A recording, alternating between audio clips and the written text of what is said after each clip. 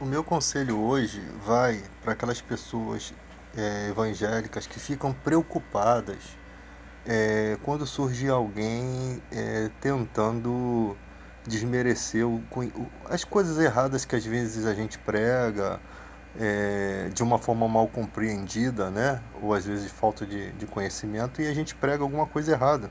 Quem nunca fez isso? Todas as pessoas, todos os evangélicos cometem erros, começam a pensar que a Bíblia é de uma forma e depois descobre que aquele ensinamento não se baseia dentro daquilo que ela entendia. Então essa mensagem vai para essas pessoas. é, esses dias eu entrei num debate com uma pessoa que sempre pega esses erros dos evangélicos e tenta tirar sabedoria, tenta tirar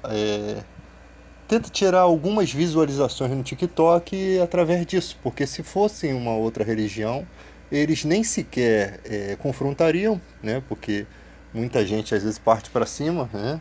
Violentamente, e esses tipos de assunto não dão visualizações, né? Além de levarem processo nas costas. Mas como o povo da igreja é um povo pacato, né? Que não parte para esse tipo de coisa, vira e mexe você vê pessoas tentando destruir nossos erros, né? Usar os nossos erros contra a gente. Eu sempre falo o seguinte: a, a, a, as pessoas que são dessa forma, elas não têm o intuito de esclarecer um assunto. Tipo assim, você prega uma coisa errada. Um cara que é um professor, você está na escola, né? E o professor vai ver que você falou algo errado. Ele vai te corrigir com qual intuito? De te destruir, te desmerecer? Não. Ele vai te corrigir no intuito que você cresça naquele conhecimento. No intuito que você desperte daquele conhecimento. Não para desmerecer aquilo que você está fazendo. Então, o cara que é o professor, ele tem um sentimento de que ele vê a sua necessidade de aprender algo, ele vai até você para tentar corrigir aquilo que você está visualizando de forma errada para sua vida, e quem nunca fez, todas as pessoas sempre seguem um caminho que acha que está certo, até vir alguém mais sábio e endireita aquilo. Só que na internet não acontece isso. Os caras querem visualizações, eles querem desmerecer a Bíblia. Eu não sei para que perdem tanto tempo. Qual é a razão disso? Por que lutam tanto? Aí esses dias uma pessoa entrou nos meus comentários e perguntou assim: "Ah, eu só não entendo essas questões do homem vindo barro, né? Eu não consigo entender." Eu falei: "Minha filhinha, se você pegar a aveia quaker, né, e molhar ela e depois você passar um ímã, você vai ver que o ferro que você come é aquele mesmo ferro que gruda no ímã."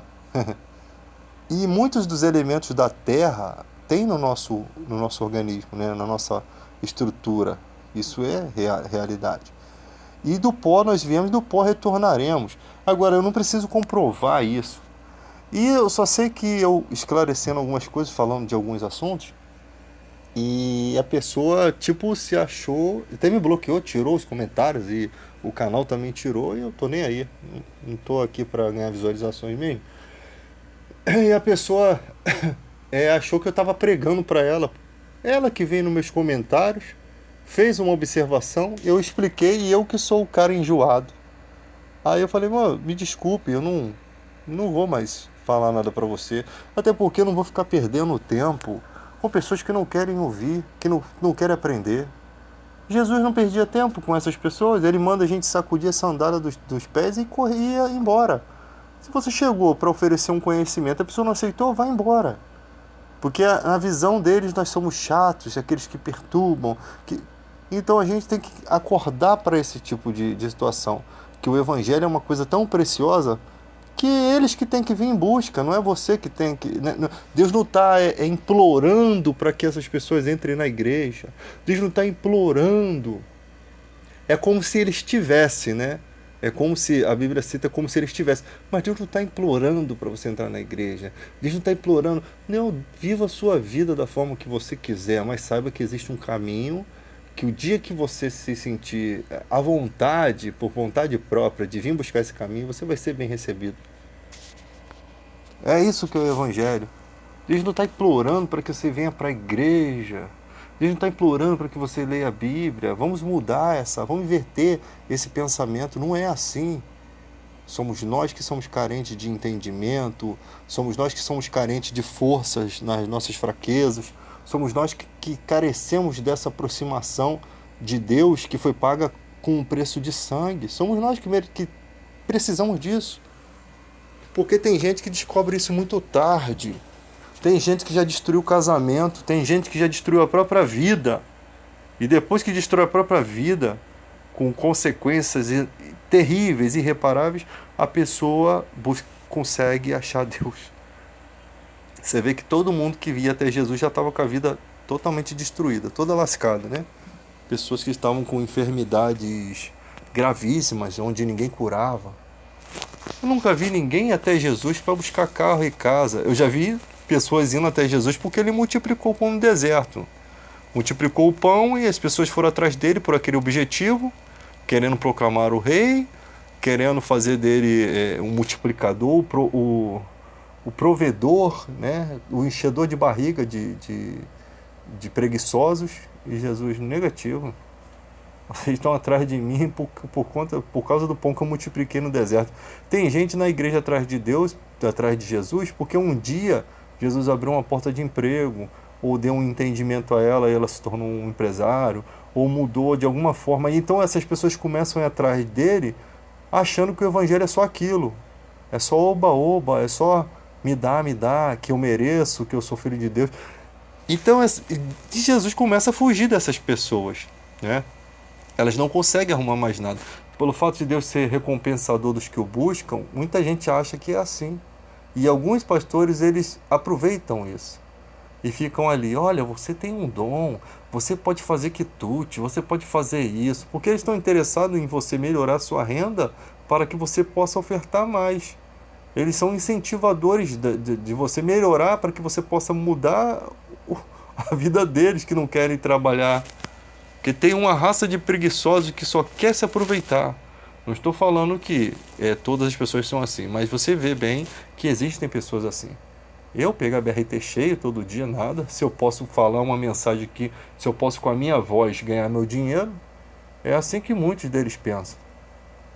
Aí tu vai ver os salários do cara, 5, 10 mil, outros têm salário de 100, 50 mil.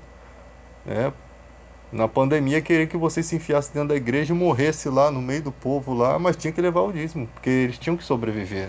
Não tem trabalho? Como é que eles iam sobreviver? Será que eles não arrancaram toda a lã, não, da ovelha já não? Então, existe esse tipo de pessoa que fica nessa... E muita gente gosta disso, né? Gosta de ver. Uma coisa, eu sempre falo que não tem como você discutir com pessoas que não entendem a Bíblia. Primeiro, porque o homem natural não compreende as coisas espirituais.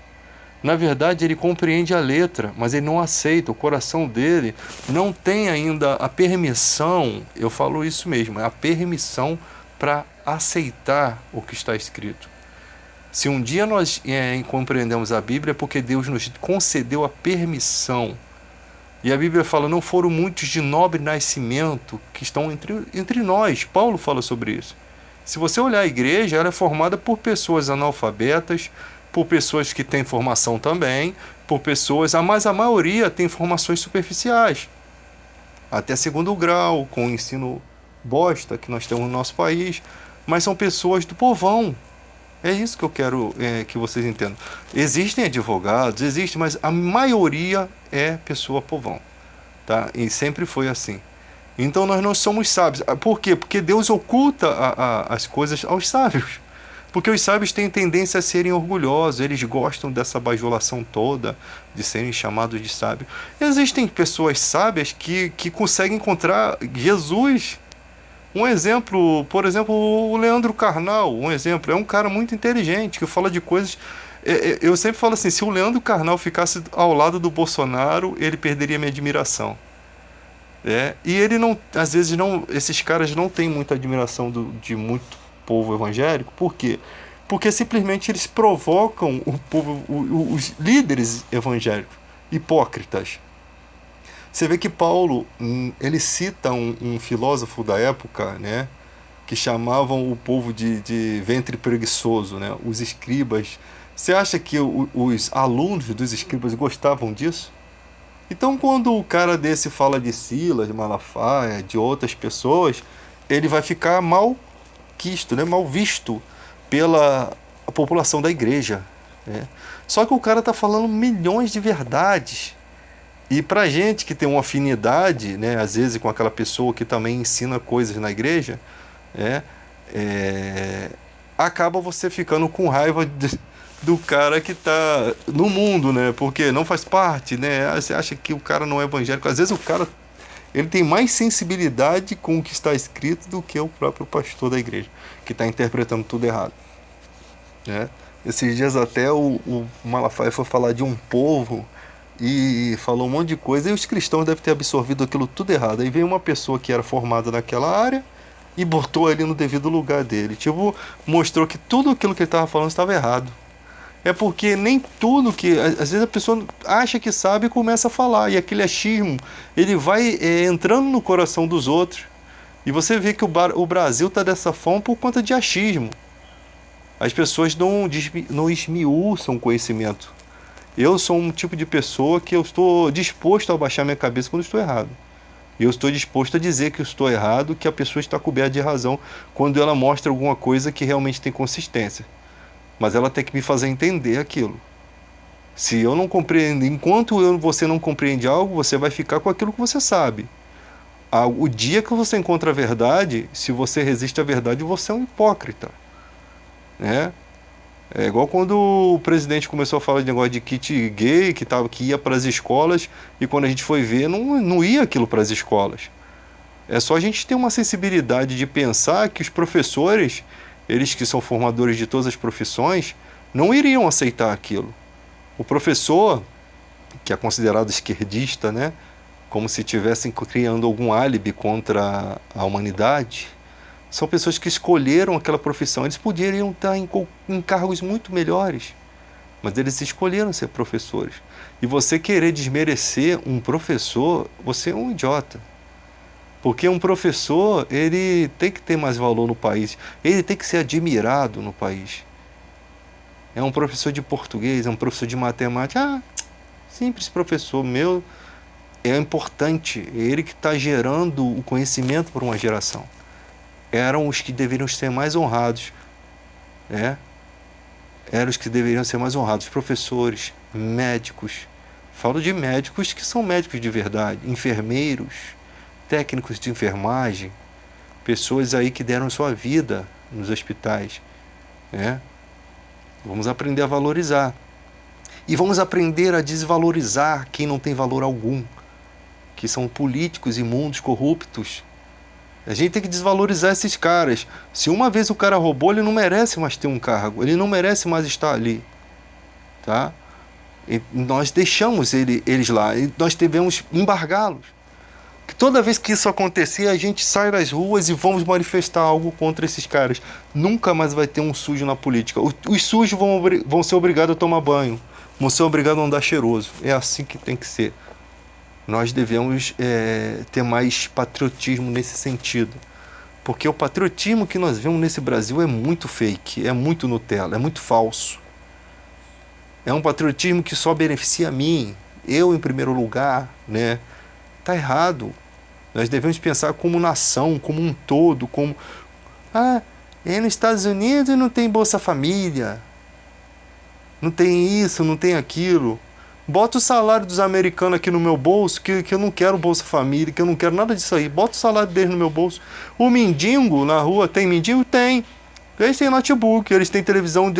Esses lixos que trazem pro Brasil, eu acho que nem lá não tem não, mas os mendigos têm coisa melhor do que a gente aqui.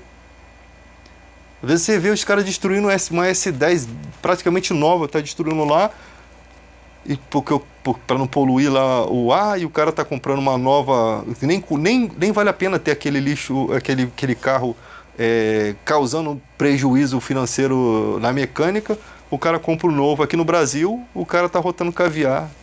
Tem um com um ano mais velho do que aquele lá, mas aqui tá vivendo bem, achando que tá o rei da cocada preta, enquanto lá aquilo vai pro lixo. Então é assim que funciona. O homem, quando consegue alguma coisa, ele fica soberbo, ele acha que é melhor do que os outros. Ele acha que ele tem que estar melhor do que os outros. Então é isso daí, cara.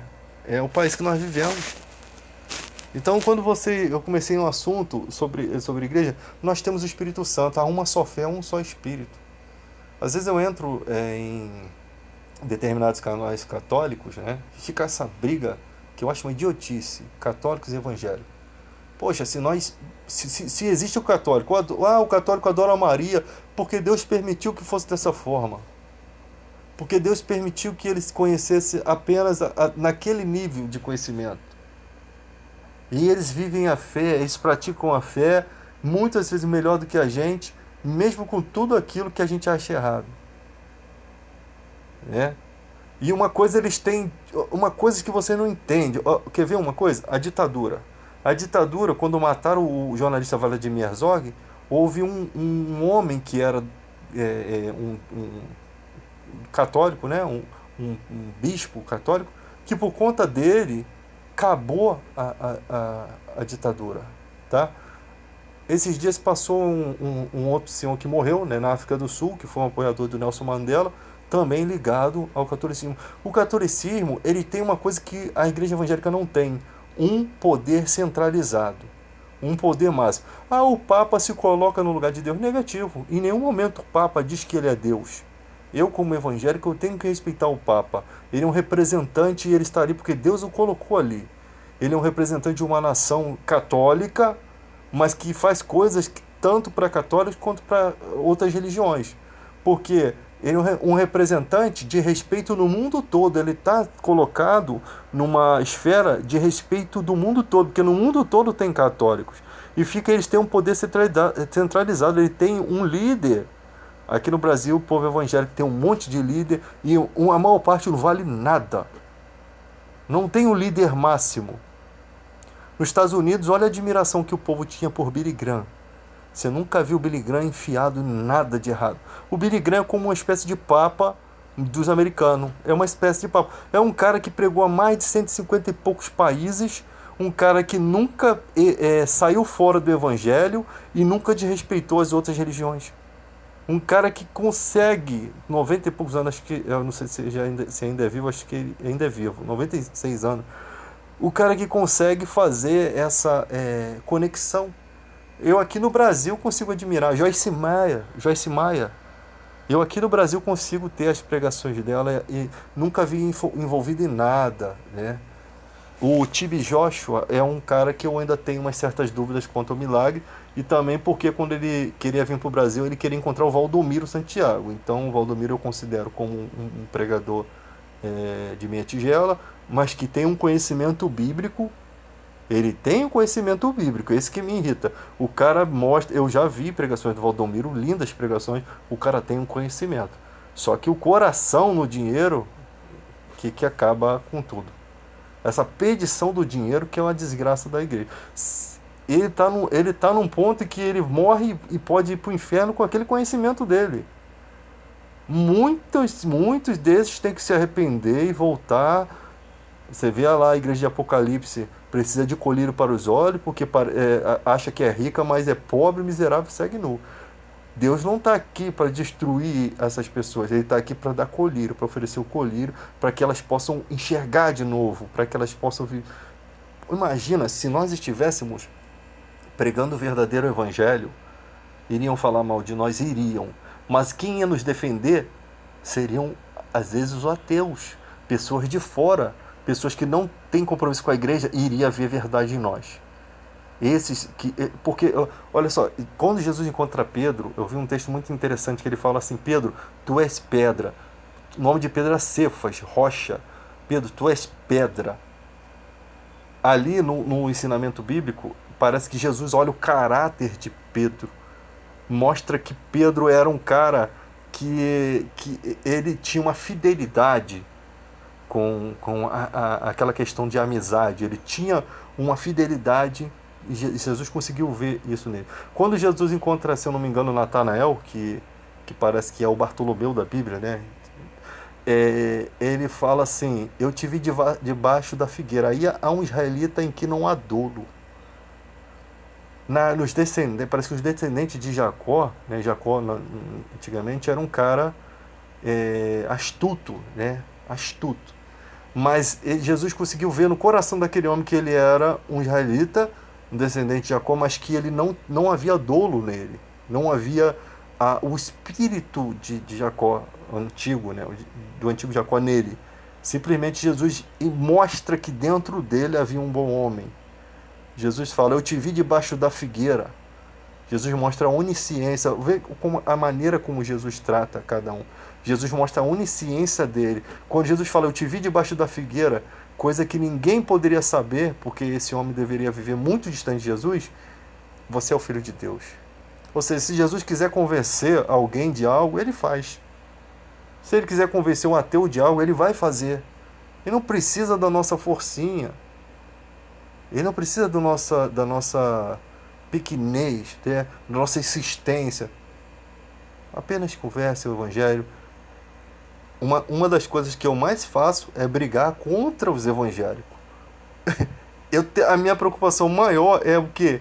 Corrigir o que eles estão pregando, porque eles estão atrapalhando os de fora de entender o Evangelho.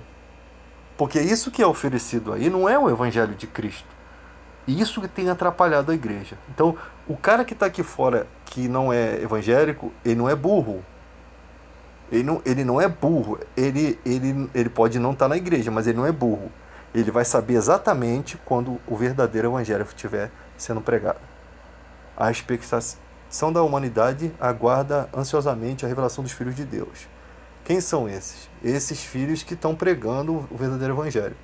Então, aqui fora, um cara que é ateu, que é inteligente, você prega algo correto, ele vê integridade no que você está pregando, ele vai lá na Bíblia, confere comentários bíblicos feitos por PhD em teologia, vê que está tudo dentro direitinho, ele consegue enxergar a Deus. Porque como é que eu vou debater com pessoas, igual o ateu? O cara começa a falar um monte de coisa, abandona ele, gente. São guias de cego, abandona. Você não tem que ficar debatendo, porque olha só, o cara não... O Jesus que nós acreditamos, nós não vemos. Deus nós não vemos. O Espírito Santo nós não vemos. Aí você vai falar, lá em Lucas 13:10 tem uma mulher encurvada há 18 anos por conta de um espírito de enfermidade. E Jesus fala, não convinha soltar dessa prisão essa filha de Abraão a quem Satanás mantinha presa há 18 anos. Jesus está falando de alguns tipos de doença, não todos, que ali havia um demônio fazendo a mulher ficar corcunda. Como é que o cara vai acreditar nisso? Fala pra mim. Eu desafio alguém a dizer que aquilo não está escrito dessa forma. Como que o cara vai acreditar que uma mulher corcunda daquela época tinha um espírito de enfermidade, um demônio, fazendo ela ficar corcunda? Como que o ateu vai crer nisso? Não tem como ele crer, porque não foi dado o direito dele acreditar. Agora, como que 100 milhões de pessoas, se eu for pregar para 1000 pessoas evangélicas, elas vão aceitar o que eu estou pregando? Sim, porque há uma só fé e um só espírito.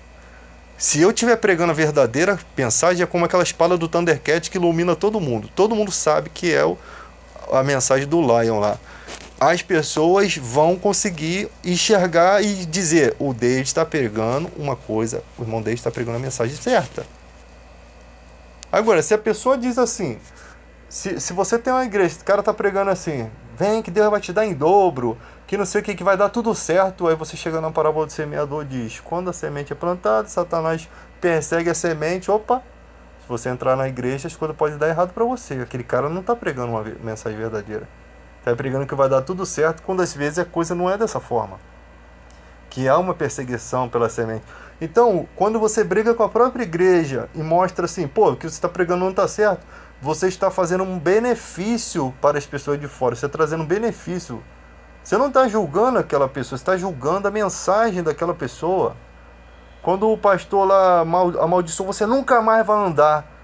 Eu não posso me calar acerca dessas coisas. Há uma mensagem de um filósofo que diz que aquele que se cala, ele está do lado do opressor. Quando você se cala acerca de um absurdo, você está somando forças com aquele que está oprimindo. Então vamos acordar, gente. Vamos acordar que falar o certo, falar a verdade, não é julgar as pessoas, apesar de nós termos o direito de julgar os de dentro. Os de fora, Deus julgará. A igreja faz diferente. Julga os de fora e os de dentro se deixa sem juízo. Julgamento é esclarecer a conduta de um pastor, a conduta de uma pregação, conduta física e conduta de pregação, né? A atitude que o pastor tomou. Se o cara é corrupto, está roubando, ele vai dar conta a Deus. Não, ele vai ter que dar conta aqui. A gente vai pregar contra ele para que ele possa acordar, porque a Bíblia diz: repreenda-os para que sejam sadios na fé. Cabe ao servo de Deus redarguir, corrigir e repreender, ensinar. Isso não é julgar, tá? Se eu quisesse o mal dele, eu estaria julgando e o condenando. Mas quando você prega uma mensagem, é para tirar aquilo que aquele cara está pregando, para que não cresça aquilo. Aquilo é uma coisa maldita. O que ele está pregando é dar um pretexto para que o mal consiga agir dentro da igreja. Entende? O espírito da maldade entre dentro da igreja, da ganância, né? Do espírito de Baal, né? Então é aquela ganância então você está incentivando outros cristãos a serem gananciosos, quando na verdade a gente tinha que fugir disso. 1 Timóteo 6,9, foge dessas coisas, segue a justiça, a misericórdia, o amor, a mansidão, né? Então não vamos nos descabelar e nem agredir, vamos seguir nosso caminho em paz. Falar mal, desmerecer, não me importa. Maior o que está em nós do que o que está no mundo, tá? Então o Espírito Santo ele está movendo em todo canto. Então não há divisão entre católicos nem evangélicos, porque seguimos ao mesmo Jesus, mesmo de maneiras diferentes. Não tem como eu ir lá. Se eu posso ir numa igreja católica, eu posso ir lá. Eu não vou rezar uma Ave Maria. Eu já fui de colégio interno católico, sei muito bem o compromisso das irmãs que cuidaram de mim, né? Sou muito grato. Inclusive não existe colégio interno evangélico, né? Pelo menos da forma que o meu. Olha que vergonha, a quantidade de igrejas que nós temos. Mas sei muito bem respeitar. No início eu não sabia respeitar. Quando eu rompi com a igreja católica, eu não sabia respeitar, eu não sabia ter essa situação. Eu achava que eu tinha que convencer o católico de não adorar Maria. Eu não tenho como fazer isso. Isso não cabe a mim. Eu até evito esse tipo de assunto. É inconveniente. A gente tem que entender o que é inconveniente. Eu estou conversando com a pessoa aqui e estou no meu pensamento, eu tenho que convencer ela de ela largar essa Maria. Eu não tenho que convencer nada. Eu tenho que só ser amigo, eu tenho que só ser amável, eu tenho que só ser respeitável, eu tenho que só pregar a ação de Jesus. Jesus não faria aquilo. Jesus conviveria no meio. O mais sábio não ficava repreendendo os humildes, a não ser quando a repreensão tivesse um efeito benéfico, né, de transformação.